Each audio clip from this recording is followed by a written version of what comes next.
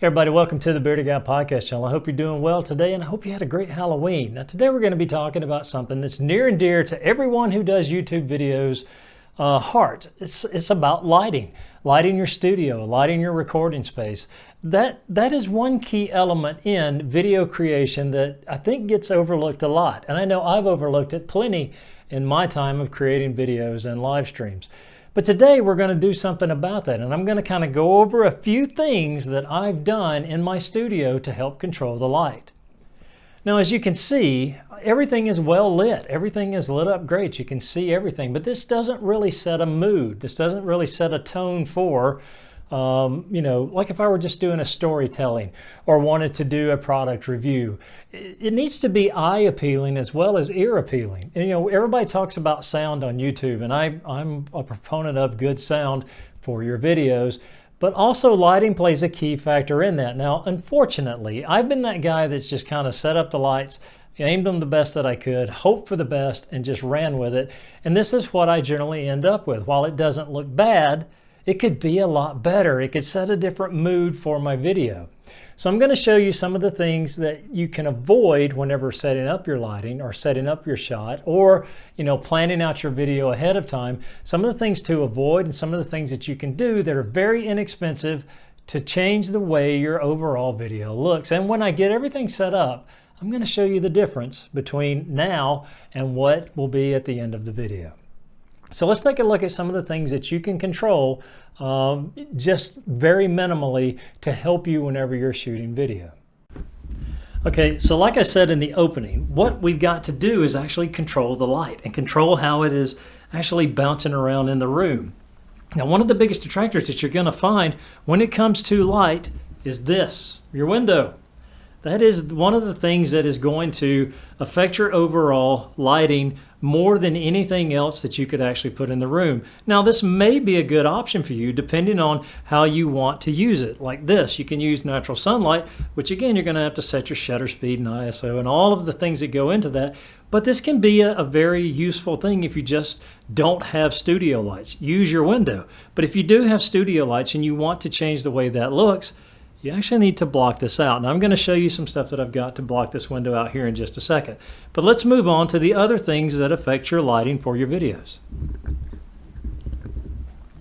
The next one is key. It's this. This is going to be your overhead light. Now, this needs to be turned off. No matter what you're doing, this actually needs to be turned off because this is going to have an effect on, especially these are not really designed for filming or taking pictures or anything. They're just used to light the room. But again, if you don't have anything else to use, then this is going to be ideal. Just use what you have.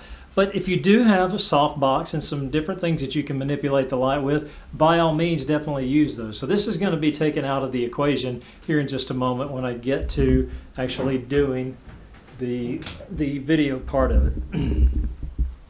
The next thing is going to be, of course, your soft box. Now I've got a couple of these in my studio. This one here, I've had these for a while. I've got 3 of these. They're just standard soft boxes. Nothing special, nothing major. They just, do the job of lighting the room. But we need to modify these a little bit to actually make them direct the light a little bit better. As you can see, there's no barn door on these. All these do is just spill light into every area of the room that they can actually spill the light into. But we can modify that, and I'm going to show you how here in just a moment. The next, of course, is your backlighting. I like this light, so I leave it on. It actually gives me a little separation from the background. So if you've got a light like this, by all means use that. But if you don't, you can get some different battery-powered plug-in options, something to give you separation, to give you a little bit of depth of field whenever you're recording. This, I do like this light, so I'm not going to change it. I'm going to leave that on. So now we see some of the detractors from lighting the video and doing it in a way that's going to be appealing and set a different mood. So the first thing we're going to start with is this window. I've got some material over here, and we're going to go ahead and use that to black out this window. Now material, I bought this for like $2 at Walmart. It's easy. You just put it in place with either thumbtacks, or you can make a rail so you can use it, take it down, use it, take it down, whatever you feel like you need to do. But let's go ahead and block that window out. Okay, so now we're going to actually change out the way this light looks. And what we're going to do is we're actually going to block the light from coming in completely. Now, you could, of course, just close the blinds. And that's going to help some, but you're still going to get some light spill from it. You can see how it's kind of illuminated through the cracks in the blinds themselves. So what we're going to do, I'm just going to, you can close it if you want to. I'm going to take this black material I got from Walmart. Now this was a pretty hefty piece of material, and actually we're just going to close this off so that the light is controlled coming into the window. Now this is not muslin or anything that's really thick. It's just a thin piece of black material, but it's going to work for our purpose. So let's go ahead and put this up. Now the thing about this, you can put it in with thumbtacks, which is what I'm going to do, and we're going to block out the light.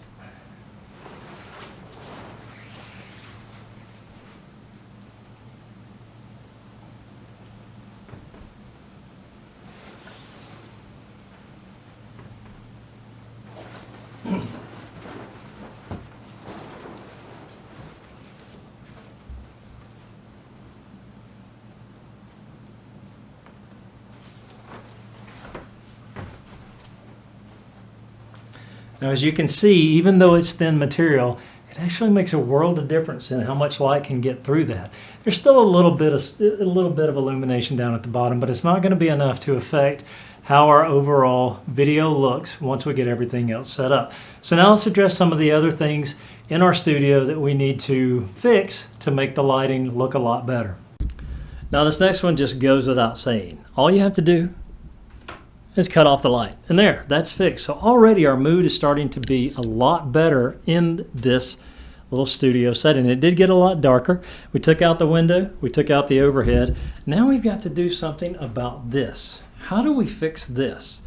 There's a very simple fix to this. Now it's going to take that you're either going to have to buy what I'm fixing to talk about, or if you've got a DIY spirit, you can actually make one yourself. So let me show you what I'm talking about. So to address the light that's coming off of this softbox, you can see how bright that is and how harsh that is. Now while that's not necessarily a bad thing, you can position it in different ways to actually, eliminate a lot of that harshness that's just right on your face, as you can see. But what happens when you want to actually control where that light's going? You can do a couple of different things here. You can actually fashion some barn doors for your light box, or you can bounce the light from a ceiling or a wall, or you can actually bounce it from a piece of white foam board. But I found that that's either hit or miss sometimes for me, and I generally end up being more frustrated with trying to do that than actually being successful with that. So what I did was I looked online to try to find something called a softbox grid. Now because of the shape and size of my softbox, I couldn't find a grid to fit. So what I had to do was actually make a couple of grids to fit on my soft boxes that I have here in the studio. So let me show you the one that I actually made.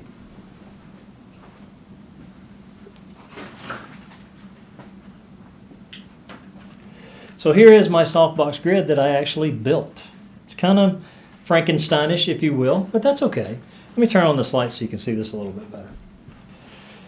So here's the grid that I actually built for my softbox, and you can see that it's actually 23 by 15, which is what the size of my softbox is, and it's basically poster board that you can pick up from Walmart. Now I picked up I think 6 or 7 sheets of this, so it wasn't really expensive, but it really, once I got it all put together, measured out, cut, and put together, and then attached to my softbox, it makes a world of difference, which I'm fixing to show you here in just a moment. Now the way that I attach this is I just use 2 pieces with some twine that I've got that'll go around the back of the softbox, and I actually tried a different technique with the other one that I made, but I'm going to show you how much light this actually controls when you can focus where that light is actually going.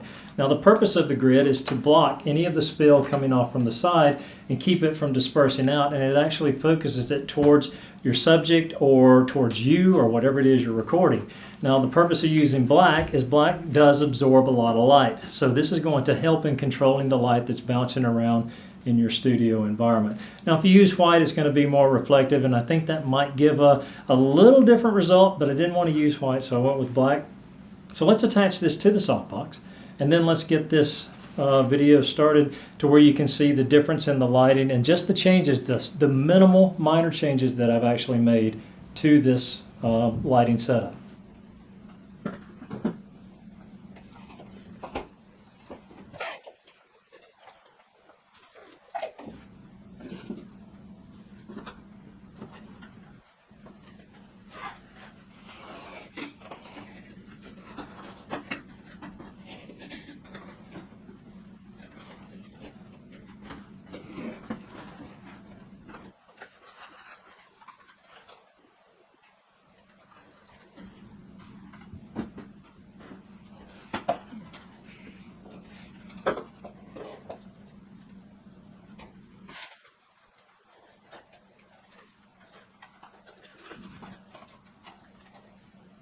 So now you can see the light is actually more focused and it's not spilling out in every direction. That's because this grid is actually directing the light towards me right now. Now if I change it, you're going to be able to see just how much it controls the light. So let's turn the grid, the softbox itself, around just a little bit here. Loosen it up on the back. Oh, not the wrong one.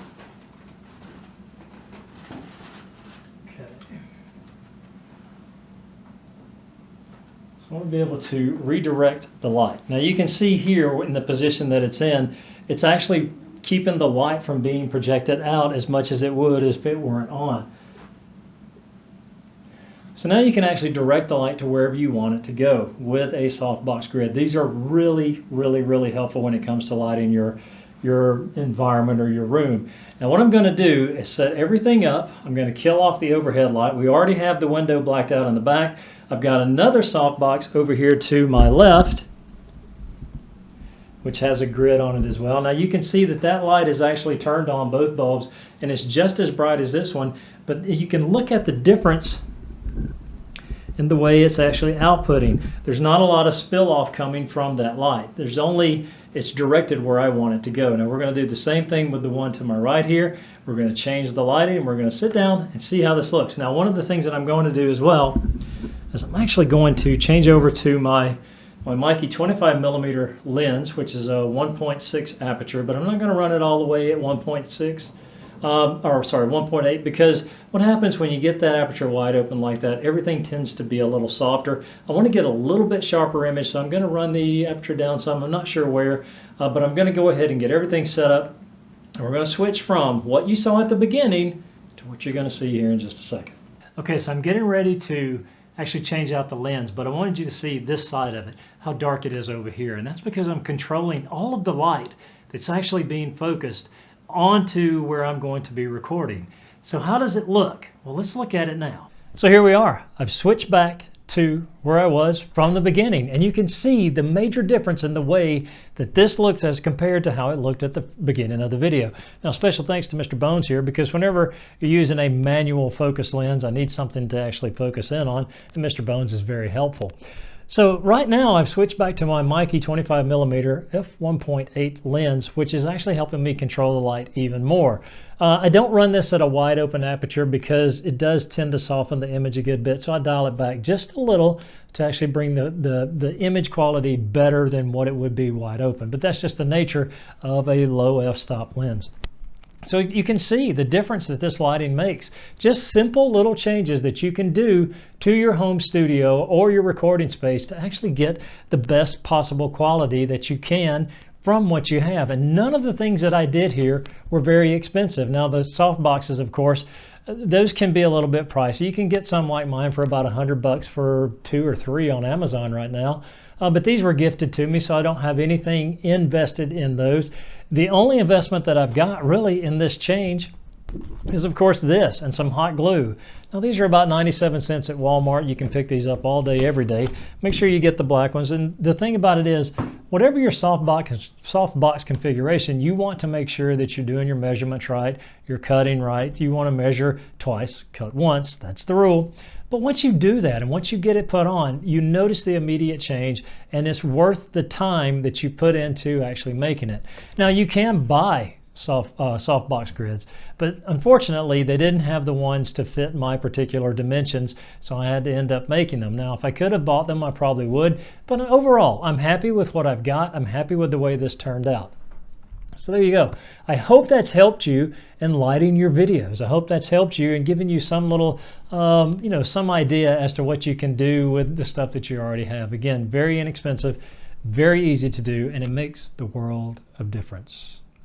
So thank you for coming by and checking out this video. If you like the content that you do see here, please subscribe to my channel or consider subscribing to my channel and hit the thumbs up and the notifications bell. That way when I post future content or I do go live, as I do live streams on Sunday afternoons, you get the notification, you can come in and join us. But thank you for coming by. Thank you for hanging out with me for a little while. And again, I hope this has helped you and I hope this has given you some ideas of what you can do for your studio. So for the Bearded Guy Podcast, I thank you so much. I hope you have a great day today, a better day tomorrow, and a wonderful week ahead of you. And until next time.